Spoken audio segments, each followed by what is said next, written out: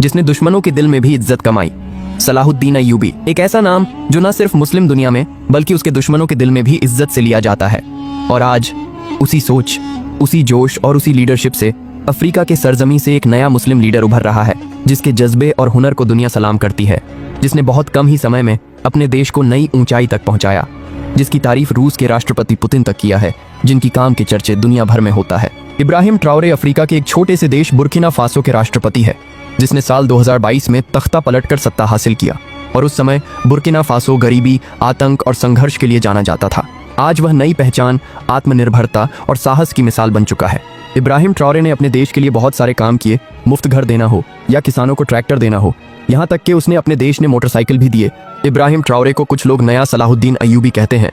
चलिए सलाहुद्दीन अय्यूबी के बारे में आपको बताते हैं। सलाहुद्दीन अय्यूबी 12वीं सदी के एक कुर्द मुस्लिम शासक थे, जिन्होंने यरूशलेम को क्रूसेडर्स से आजाद कराया था। उन्होंने न सिर्फ युद्धों में जीत हासिल की, बल्कि अपने दुश्मनों के साथ भी इंसाफ और रहम का बर्ताव किया। यूरोपीय इतिहासकार तक उन्हें सम्मानजनक इंसान मानते हैं। वो सिर्फ एक सेनापति नहीं, बल्कि एक आदर्श नेता थे, जिनकी छवि आज भी मुसलमानों के बीच प्रेरणा का स्रोत है।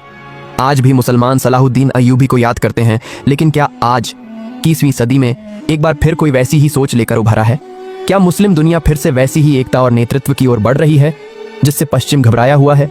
आइए इस पूरी कहानी को इतिहास, राजनीति और वर्तमान घटनाओं के आईने में समझते हैं, एक एक पहलू को विस्तार से। सलाहुद्दीन अय्यूबी 1137 ईस्वी में तिक्रित, जो कि आज का इराक है, वहां पैदा हुए।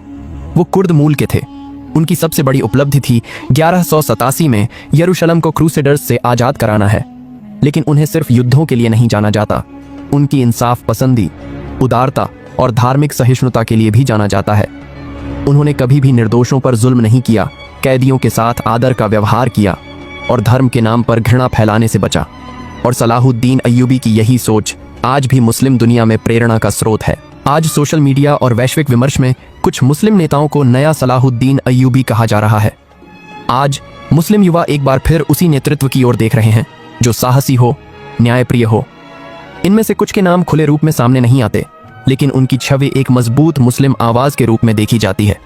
ये नेता मुस्लिम देशों को फिर से एकजुट करने, पश्चिम के दोहरे मापदंडों का विरोध करने और इस्लामी पहचान को पुनर्स्थापित करने की बात करते हैं।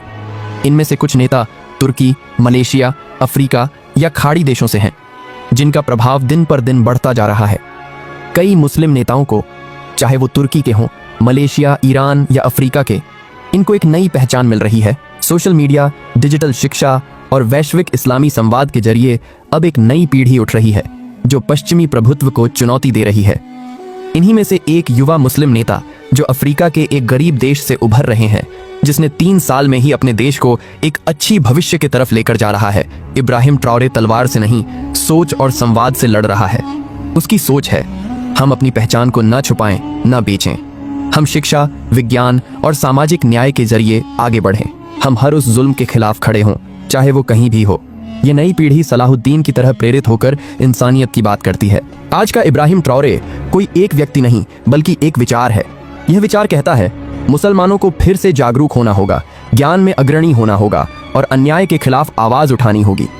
ये नेतृत्व केवल तलवार नहीं, बल्कि कलम और कैमरा से लड़ रहा है, सोशल मीडिया, किताबें और डिबेट से। इसकी प्रेरणा इतिहास से है, लेकिन इसकी रणनीति आधुनिक है। आजकल लगातार मुसलमानों को एकजुट करने का प्रयास किया जा रहा तुर्की में एर्दोगान के भाषणों में बार बार उलेमा और सलाहुद्दीन का जिक्र। मलेशिया में युवाओं में इस्लामी पुनर्जागरण की चेतना। अफ्रीका में बुर्किना फासो, माली, नाइजर जैसे देश अब पश्चिम से दूरी बनाकर इस्लामी संस्कृति की ओर लौट रहे हैं। ये सब संकेत हैं एक शांत लेकिन मजबूत लहर की, जो इस्लामी समाज को फिर से एक पहचान दिलाना चाहती है। सलाहुद्दीन अय्यूबी की तरह इब्राहिम ट्राओरे भी न्याय की बात करते हैं, एकजुटता की बात करते हैं। इन्हें देखकर मुस्लिम युवा गर्व और आत्मविश्वास महसूस करते हैं। कुछ लोग कहते हैं कि इब्राहिम ट्राओरे नया सलाहुद्दीन अय्यूबी हो सकते हैं। नया सलाहुद्दीन अय्यूबी कहना मतलब यह नहीं कि कोई आज सलाहुद्दीन बन गया है, बल्कि यह कि उसकी सोच आज भी जीवित है। सलाहुद्दीन अय्यूबी इतिहास के पन्नों में अमर है, एक ऐसे लीडर के रूप में जिसने युद्ध में भी इंसानियत नहीं छोड़ी। आज जो लोग उन्हें नया अय्यूबी कहते हैं, वे उस विचार को जिंदा रखना चाहते हैं, एकजुटता, न्याय और आत्मसम्मान का विचार। सवाल ये नहीं कि नया अय्यूबी कौन है, सवाल ये है कि क्या आज के मुसलमान उस सोच को अपनाने को तैयार हैं। सलाहुद्दीन अय्यूबी